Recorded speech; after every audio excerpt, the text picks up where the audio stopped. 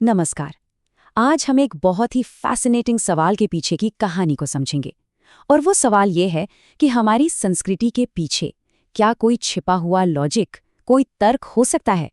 और इस सफर में हमारे गाइड होंगे ब्रोनिस्लॉ मैलिनोव्स्की।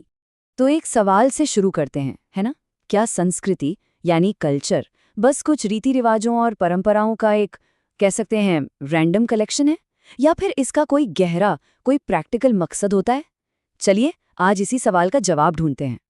और इस सवाल का एक जबरदस्त जवाब हमें मिलता है ब्रोनिस्लॉ मैलिनोव्स्की के काम से। वो पोलैंड के एक मानव विज्ञानी थे जिन्हें मॉडर्न एंथ्रोपोलॉजी के संस्थापकों में से एक माना जाता है। और ये कहना गलत नहीं होगा कि उन्होंने समाज को देखने और समझने का हमारा नजरिया ही हमेशा के लिए बदल दिया। तो आज हम क्या क्या देखने वाले हैं, एक नज़र डालते हैं। सबसे पहले हम इस पायनियर और उनके बड़े आइडिया को समझेंगे। फिर देखेंगे कि समाज की हर चीज़ का फंक्शन क्या है। ये भी जानेंगे कि कैसे इंसानी ज़रूरतें ही कल्चर को चलाती हैं। फिर बात करेंगे मैलिनोव्स्की के अनोखे रिसर्च मेथड की, और आखिर में देखेंगे कि उनकी विरासत आज भी कितनी अहम है। तो चलिए सबसे पहले हिस्से से शुरू करते हैं। यहाँ हम मैलिनोव्स्की और उनके सबसे बड़े कॉन्सेप्ट यानी प्रकार्यवाद, या जिसे हम फंक्शनलिज्म कहते हैं, उससे रूबरू होंगे। तो भाई, ये फंक्शनलिज्म आखिर है क्या? देखिए, ये एक थियोरी है जो कहती है कि समाज का हर हिस्सा, चाहे वो परिवार हो, धर्म हो या हमारी इकोनॉमी, हर चीज एक बहुत ही खास और जरूरी मकसद पूरा करने के लिए ही मौजूद है। मतलब कुछ भी बेकार नहीं है। समाज को एक मशीन की तरह सोचिए जहाँ हर पुर्जे का अपना एक तय काम है। तो ठीक है, ये तो हुई थ्योरी। अब देखते हैं कि असल में ये काम कैसे करती है। मतलब समाज के ये अलग अलग हिस्से अपना अपना काम करते कैसे हैं। यहाँ कुछ बहुत अच्छे उदाहरण हैं। देखिए, परिवार जैसी संस्था का काम क्या है? प्रजनन और बच्चों की देखभाल, जिससे समाज आगे बढ़ता रहे। धर्म क्या करता है? वो हमें मुश्किल वक्त में इमोशनल सपोर्ट देता है और समाज में एक तरह की स्थिरता लाता है।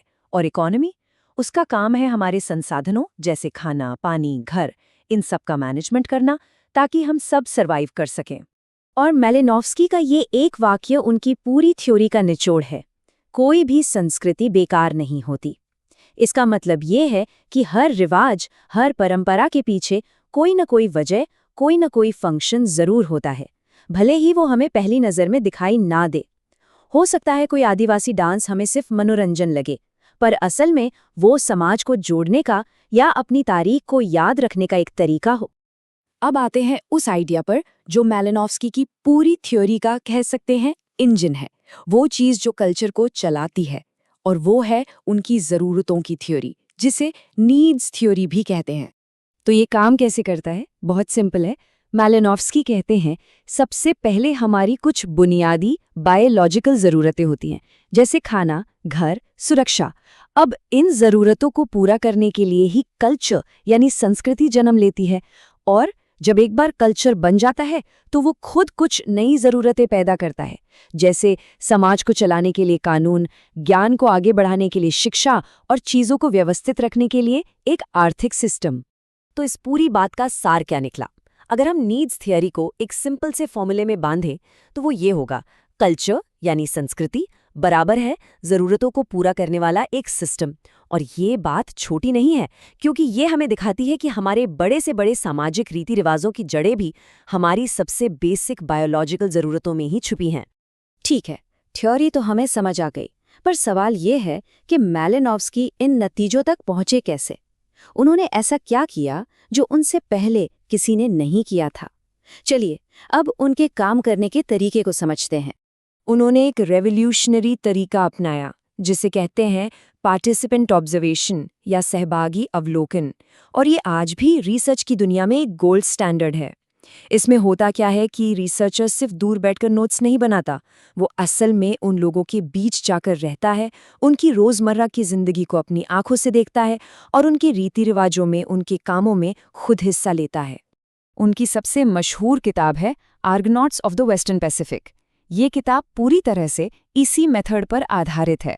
उन्होंने सालों तक ट्रॉब्रियंट द्वीप के लोगों के बीच रहकर उनकी संस्कृति को इतने करीब से समझा कि वो दुनिया के लिए एक मिसाल बन गई। तो चलिए अब आखिर में देखते हैं कि मैलिनोव्स्की की सोच का मानव विज्ञान की दुनिया में क्या असर हुआ और उनकी विरासत आज भी इतनी मजबूत क्यों है। देखिए, फंक्शनलिज्म पर बात करने वाले एक और बड़े थिंकर थे AR रैटक्लिफ ब्राउन। लेकिन दोनों की सोच में एक बहुत बड़ा फर्क था। एक तरफ है मैलिनोव्स्की, जिनका फोकस था कि कल्चर एक इंसान की जरूरतों को कैसे पूरा करता है। वहीं दूसरी तरफ रैटक्लिफ ब्राउन का फोकस इस बात पर था कि कल्चर पूरे समाज के स्ट्रक्चर को कैसे बनाए रखता है। ये बहुत ही जरूरी अंतर है जिसे समझना अहम है। तो कुल मिलाकर अगर हमें मैलिनोव्स्की के पूरे काम को एक लाइन में कहना हो तो वो ये है, संस्कृति कोई रहस्यमयी या अजीब चीज नहीं है, ये असल में इंसान के सर्वाइवल के लिए एक बहुत ही लॉजिकल और प्रैक्टिकल टूल किट है।